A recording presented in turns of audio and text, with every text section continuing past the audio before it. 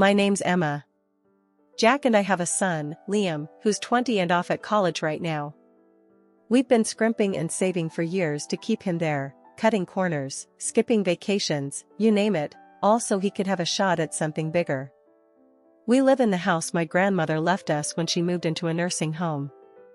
It's large, comfy, but nothing fancy, just feels like home.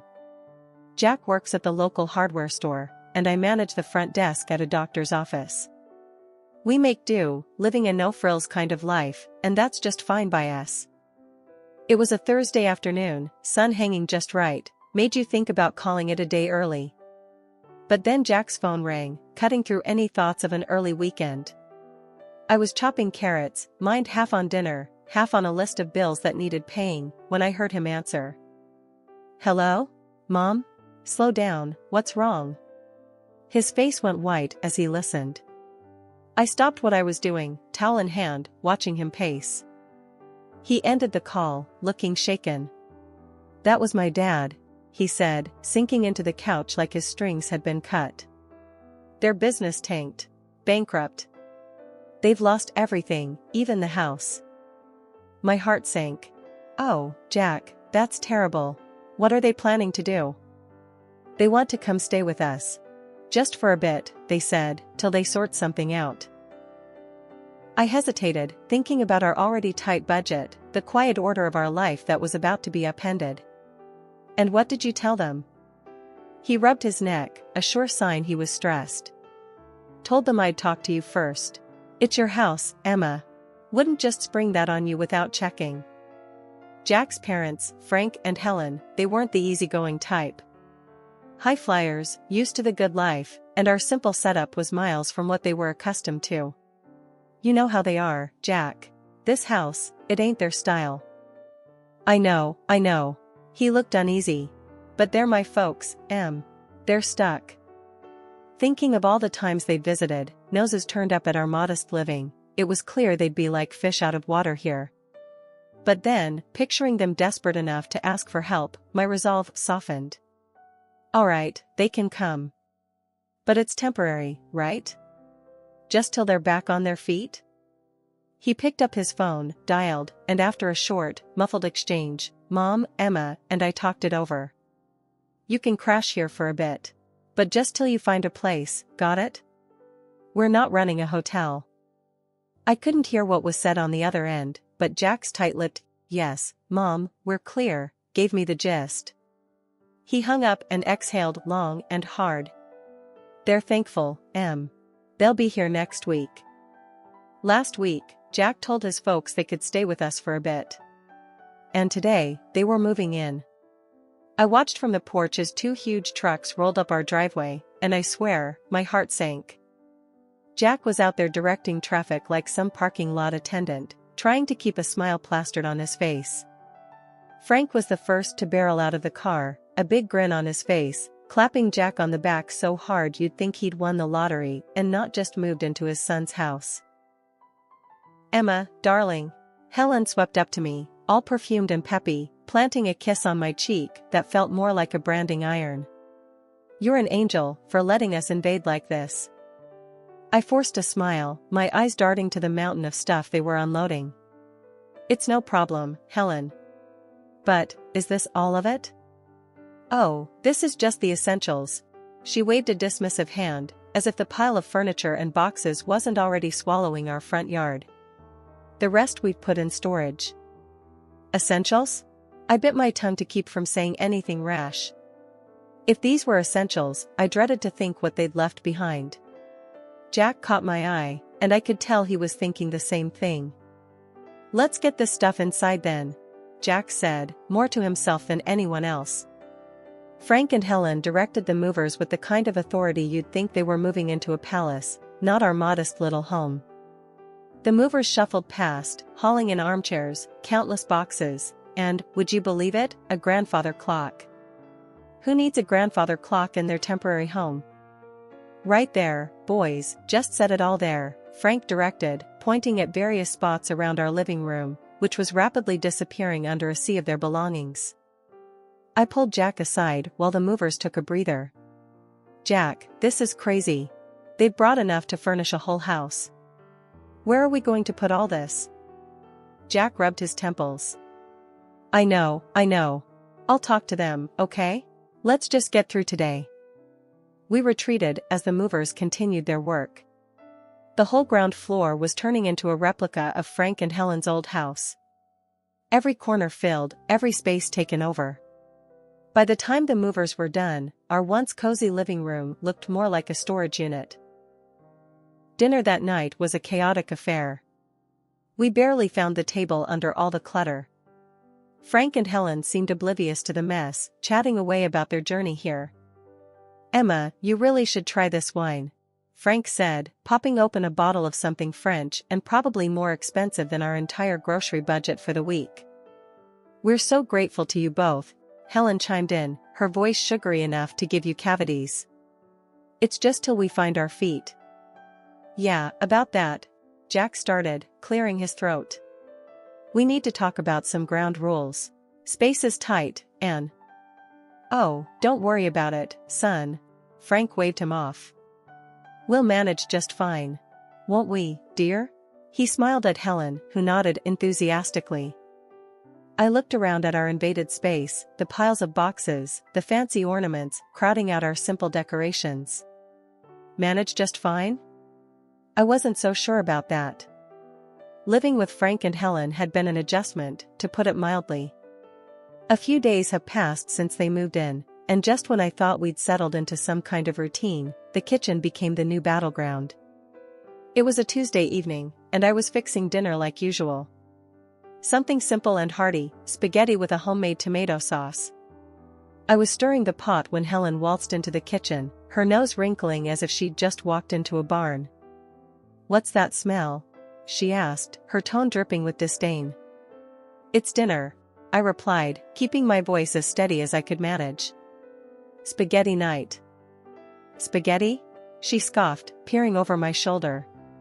Where's the meat? The fresh herbs? This is what you feed us? Jack, hearing the commotion, wandered in, drying his hands on a dish towel. What's the problem? His mom turned to him with a look that could curdle milk. The problem, Jack, is that we're expected to eat this. She gestured at the bubbling pot as if it were a cauldron of poison. I took a deep breath, trying not to let her get to me. It's what we usually eat. We can't afford steaks and fancy meals every night. Jack stepped between us, his face set in hard lines. Mom, this is Emma's house, and this is what we eat. If you want something else, you're welcome to cook for yourselves. Oh, we will, Helen retorted, her eyes narrowing. And we expect you to provide the groceries we require. We're not used to living like this. I'd had enough. Look, I'm sorry you're used to different, but this is what we can manage. Our budget doesn't stretch to luxuries. Frank, who'd been silent up till then, chimed in, his voice booming. Then perhaps you need to reevaluate your budget, young lady. We're not animals to feed on scraps. Jack's jaw clenched. Dad, that's enough. We're doing the best we can. The room was thick with tension, everyone's shoulders up around their ears. Finally, Helen huffed. Fine. Tomorrow, we'll give you a list of what we eat. You can make sure it's here. The next day, true to her word, Helen handed me a list. Marbled beef, fresh seafood, organic this, imported that. I looked at the list, my heart sinking. That evening, we sat down with Frank and Helen, the list between us on the kitchen table. We expect proper meals, steaks from marbled beef or the finest fish, Frank declared, as if it was the most normal request in the world. Jack and I exchanged shocked looks. We can't swing that, he said, his voice firm but weary. That's just not in our budget. Their response was swift and harsh. Lazy, both of you, Helen snapped. Can't even provide a decent meal. In the end, feeling cornered, I caved to their demands. I started buying only the highest quality products for them, while Jack and I got by on fast food, just to save costs.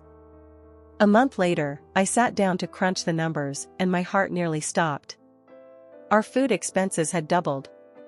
And to top it off, Helen's daily luxurious baths had sent our water bill through the roof. Dinner had become a battlefield, but tonight was different. Frank and Helen were digging into some lavish dishes they'd insisted on buying, marbled steaks and imported fish. Meanwhile, Jack and I sat across from them, our plates filled with the simple pasta we could afford. The disparity wasn't just on our plates, it was drawing a deeper line between us every day. As they savored another bite of their expensive meals, I couldn't hold back any longer. "This has got to stop," I said, the words heavy in the air. Helen looked up, her fork halfway to her mouth. "What are you talking about now? We can't keep living like this. Eating separately, different meals, it's ridiculous. From now on, everyone in this house eats the same. And we're sticking to what we can afford." Frank laughed, a harsh sound that grated on my nerves. "You expect us to eat that slop?" "It's not slop, it's dinner. It's what we eat," I shot back, my patience fraying. The laughter vanished from Frank's face, replaced by a scowl. Helen chimed in, her tone sharp and accusing. "How can you be so greedy and lazy? Cooking decent food isn't that hard." They both turned to Jack, their expressions full of expectation. "You're going to let her talk to us like this? In your own house?" That was the last straw. Jack's hand slammed down on the table, making the plates jump. "First off, this is Emma's house. And you will treat her with respect." The impact of his words hit hard. Helen's eyes filled with tears, her voice quivering. "I never expected you to raise your voice at me, your own mother." Frank's anger boiled over as he stood, pointing an accusing finger at Jack. "Look at you, henpecked and dancing to her tune. Is this what you've become?" I stood my ground, though my heart was pounding. "Enough. This conversation is over. From today, no more expensive steaks or fish. We eat the same, all of us." Their looks could have frozen the room. For a moment, no one moved, then, without a word, Frank and Helen pushed back from the table and left. Jack and I sat back down, the silence hanging heavy between us. He reached for my hand, squeezing it tight. "I'm sorry it had to come to this." "I am too," I replied, feeling the weight of the evening settle around us. "But it's the right thing. We can't live like this." After the big blow-up at dinner, things cooled down, but only on the surface. Frank and Helen were quieter, sure, but there was a slyness to their silence that put me on edge.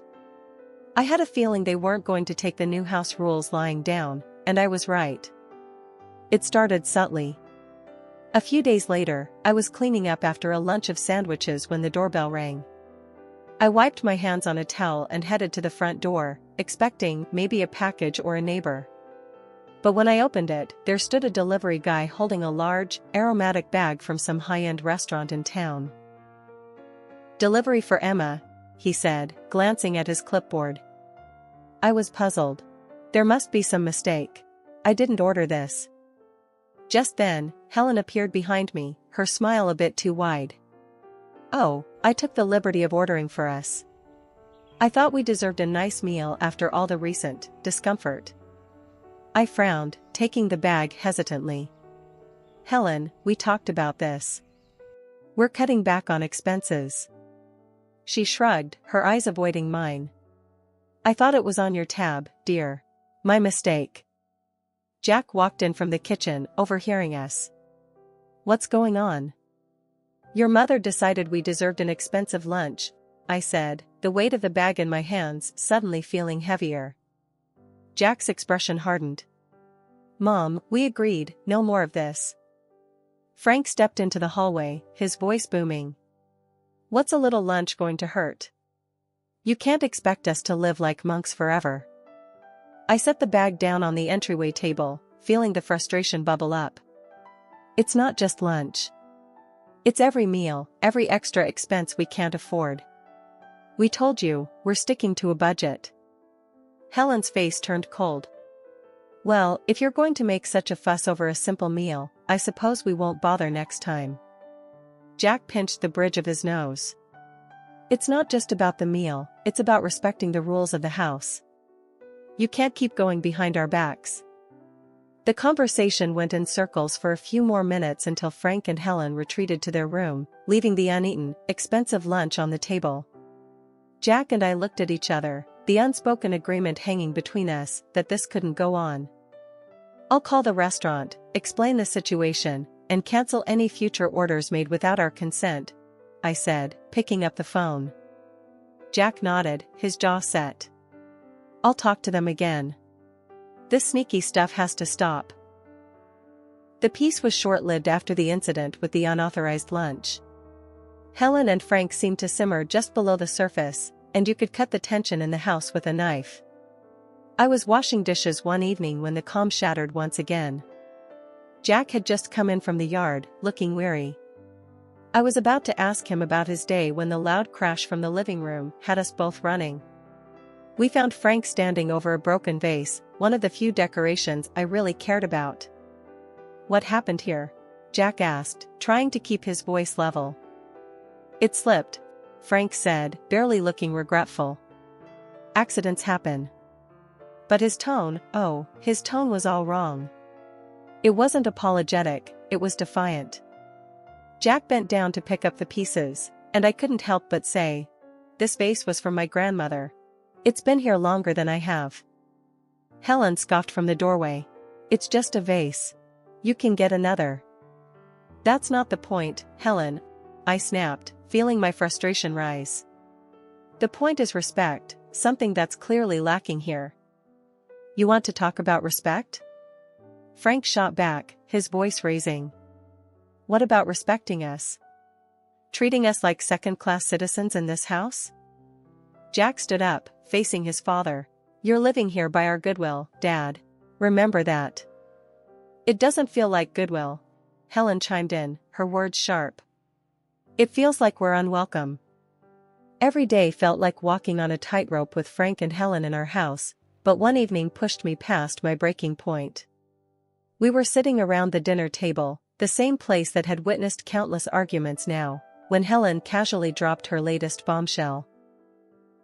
"Jack, darling, I found this lovely coat today, and I think we should buy it using the college fund you've set up for Liam," she said, as if suggesting we switch brands of coffee.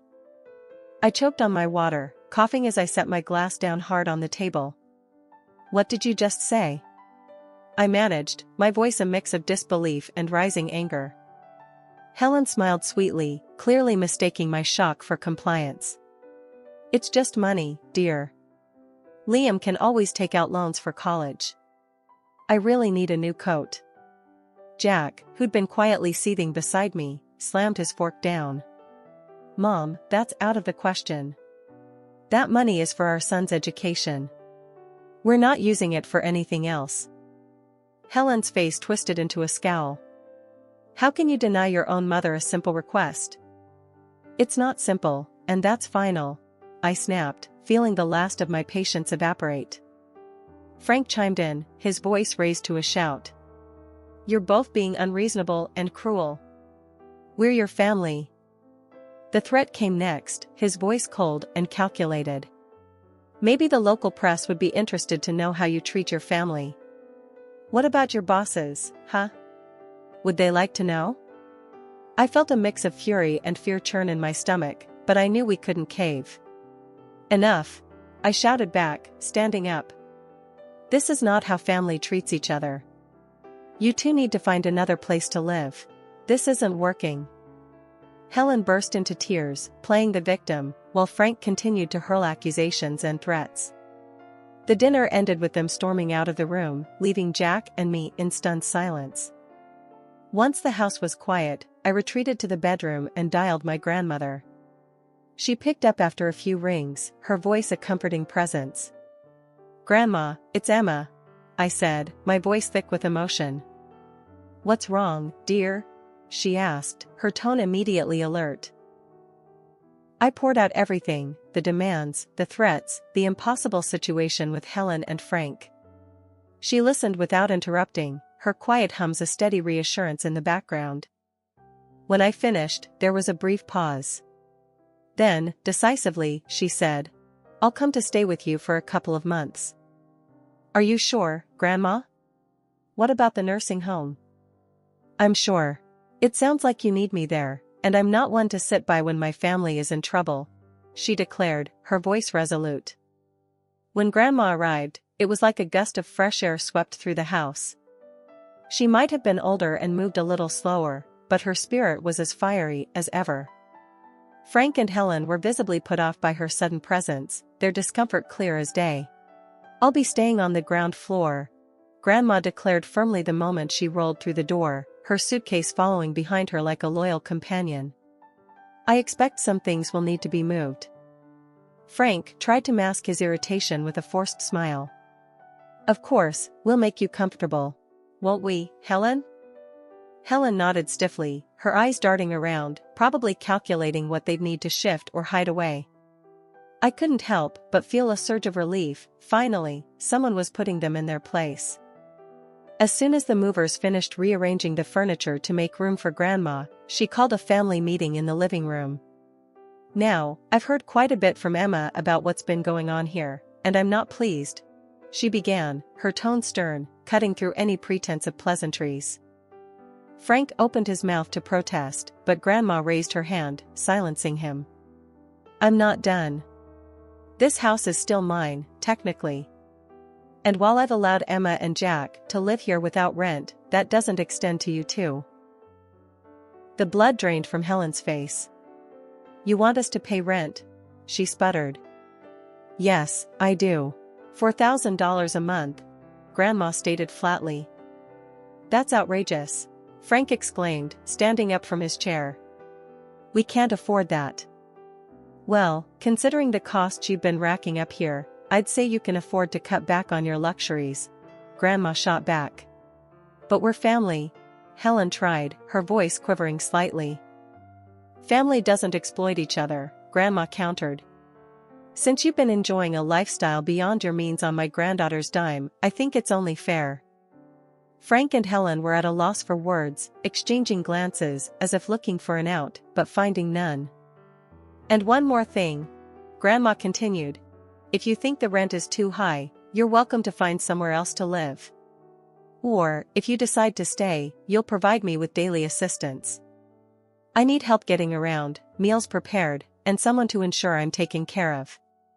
Helen's mouth opened and closed like a fish out of water, her earlier bravado evaporated completely. Frank, who had always prided himself on his independence, looked like he'd been punched in the gut. Think it over, Grandma finished, her voice softening just a tad. I'll need your answer by tomorrow morning. As they retreated to their room, presumably to discuss their limited options, Grandma turned to us, her expression softening. Don't you worry, kids. We'll sort this mess out.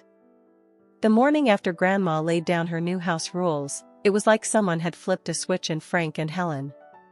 I walked into the kitchen to find them packing their things, a pile of boxes already forming at the door. We've decided to move out, Frank announced, not looking up from the box he was sealing. We found a small apartment. We'll take our things and go. Helen was quieter, busily stuffing things into bags, her movements sharp and quick. It's for the best, she muttered, almost to herself, but loud enough for me to hear. The rest of the morning was a blur of activity. Boxes and furniture moved out the door. Jack helped, more out of a sense of duty than anything else.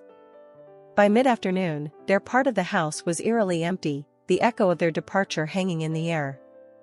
Once they'd driven off, Grandma, who'd been watching quietly from her chair, gave me a knowing look. Well, that's that then. They'll be all right, you know.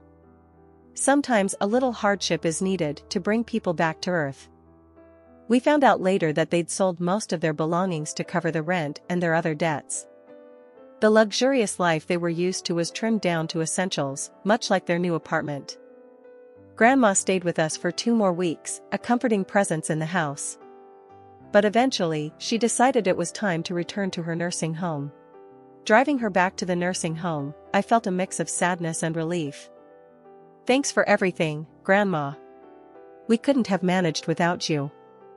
She waved off my thanks with a chuckle. Oh, nonsense. You're stronger than you think. Just remember to stand up for yourselves.